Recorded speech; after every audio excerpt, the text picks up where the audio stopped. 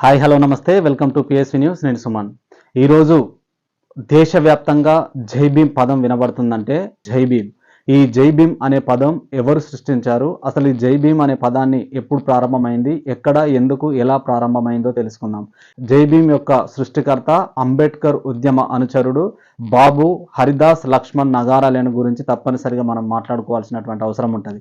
So Babasaheb Ambedkar గారి మాటలు ఒకసారి మనం గుర్తు చేసుకుంటే, ఎన్ని రోజులు బతికామన్నది కాదు, ఎంత గొప్పగా బతికాము అన్నదే ముఖ్యము అని బాబాసాహెబ్ అన్నటువంటి మాటలకి నిలువెత్తు నిదర్శనం ఈ బాబు హర్దాస్ లక్ష్మణ్ నగారలే గారు. 1904 జనవరి 6వ తారీఖు నాడు జన్మించినటువంటి ఈ హరిదాస్ లక్ష్మణ్ నగారలే గారు 7వ ఏటనే సామాజిక స్పృహ కలిగి మహారథ అనే పత్రిక స్థాపించి పేదల యొక్క హక్కులను, ముఖ్యంగా అణగారిన వర్గాల ప్రజల యొక్క గొంతుకై ఆ పత్రిక ద్వారా నినాదించారు. అలాగే 19వ ఏట ఈ దళితులపై జరుగుతున్నటువంటి దాడులని వ్యతిరేకిస్తూ మహావీర్ సంఘ్ అనే ఒక దళిత సంఘాన్ని, స్వచ్ఛంద సంఘాన్ని ఏర్పాటు చేశారు.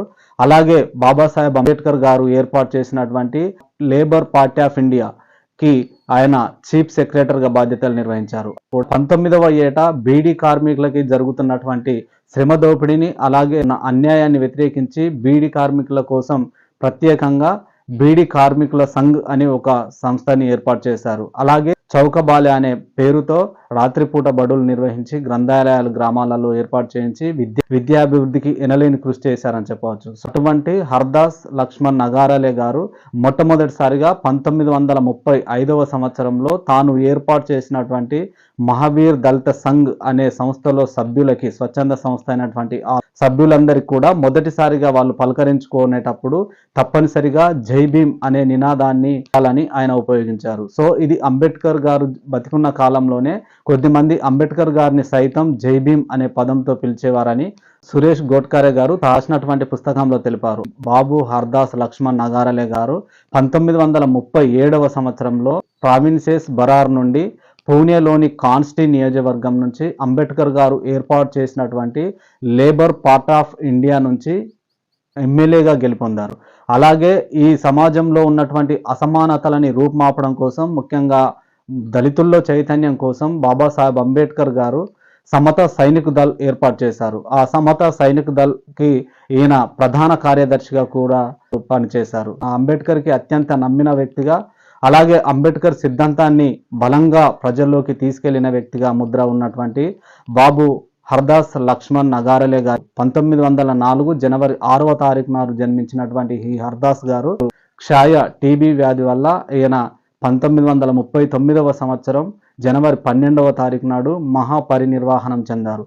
సో ఆయన బతికినంత కాలం కూడా అంబేద్కర్కి చేదోడు వాదోడుగా ఉంటూ, ముఖ్యంగా దళితుల్లో చైతన్యం కోసం నిరంతరం శ్రమించినటువంటి వ్యక్తిగా ఈ హర్దాస్ లక్ష్మణ్ నగారలే గారిని చెప్పవచ్చు. అలాగే ఈయనను జై భీమ్ ప్రవక్త్ అని కూడా పిలిచేవారు. అంటే మొదటిసారిగా ఈ జై భీమ్ అనే పదాన్ని వాడినటువంటి వ్యక్తిగా చరిత్ర సృష్టించారు. సో కాబట్టి ఒక అంబేద్కర్ ఉద్యమానికి సంబంధించిన వాళ్ళు, లేదా దళిత ఉద్యమానికి సంబంధించిన వాళ్ళు, లేదా ప్రజా సంఘాలకు సంబంధించిన వాళ్ళు మాత్రమే వాడే పదంగా అనుకుంటున్నారు. కానీ నిజానికి జై భీమ్ అనగా పాలి భాషలో వివేకవంతుడా నీకు విజయం కలుగుగాక అని అర్థం.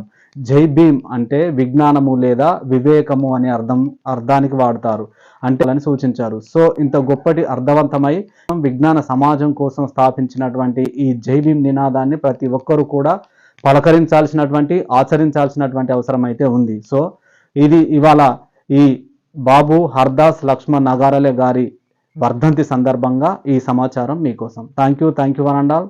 Please subscribe my channel.